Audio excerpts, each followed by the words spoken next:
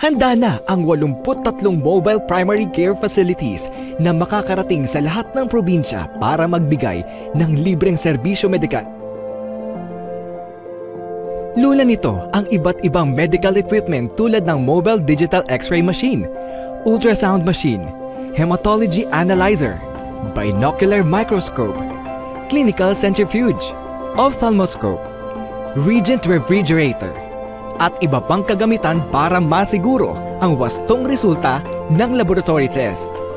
Sa katunayan, sinimulan ng ipamahagi sa mga lokal na pamahalaan ang mobile primary care facilities tulad ng naganap na seremonya sa Kapitolyo ng Pampanga. Dinaluhan ito ng mga lokal na opisyales mula sa mga karatig na probinsya kung saan tinanggap nila ang mobile clinics. Bukod sa pamamahagi ng pasilidad, sinisiguro ng pamahalaan na handa rin ang local health officials sa pagpapatakbo ng medical equipment nito.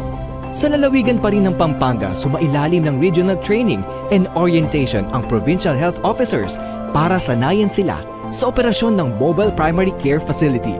Buong bansa ang serbisyo ng libreng laboratorio, konsultasyon at gamot para tugunan ang pangangailangang medikal. Yan ang bagong Pilipinas!